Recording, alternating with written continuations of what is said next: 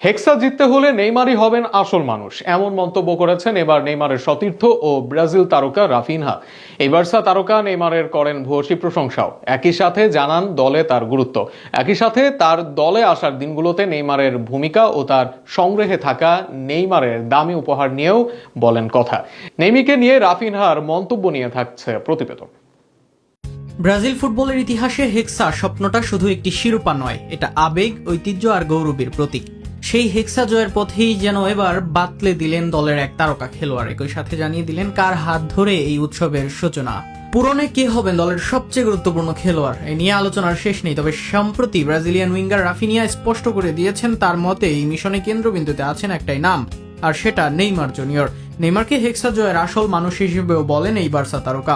নিজ ক্লাব ও জাতীয় দলের সাবেক তারকার গুরুত্ব বুঝেন রাফিনহা, আর সেই কারণে নেইমারকে হেক্সার আসল খেলোয়াড় বললেন। এমনকি তার কাছে হেক্সা মানেই নেইমার, তার কাছে সবটা জুড়েই আছেন এই সেলেসাও ফুটবলার। একই সাথে সবাইকে বোঝাতে বললেন নেইমারের ব্রাজিল দলের গুরুত্ব। সাম্প্রতিক এক সাক্ষাৎকারে এমনটা বলেন রাফিনহা।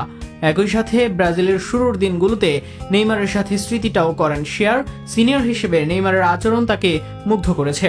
মাঠের বাইরে নেইমারের বন্ধুসুলভ আচরণ ও নেতৃত্বের গুণ নতুনদের আত্মবিশ্বাস বাড়াতে সাহায্য করে। এই জায়গাতেই নেইমার শুধু একজন খেলোয়াড় নন, বরং একজন গাইড ও অনুপ্রেরণার উৎসব। সেখানে রাফিনহার মনে হয়েছিল নেইমির সাথে অনেকদিন ধরে জানাশোনা নাম, এমনকি তাকে আত্মবিশ্বাস দেয়া ও আলিঙ্গনের কাজটাও করেছেন নেইমার, এমন স্বীকারোক্তিও দেন এই উইঙ্গার।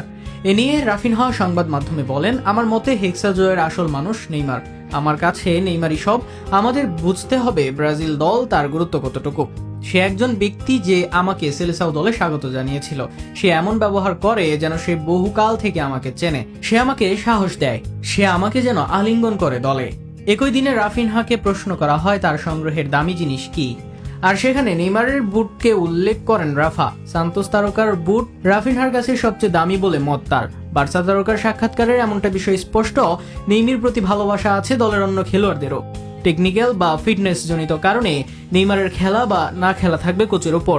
তবে নেইমি আসলে যে খুশি হবেন তার সতীর্থরা, সেটা এক প্রকার নিশ্চিত।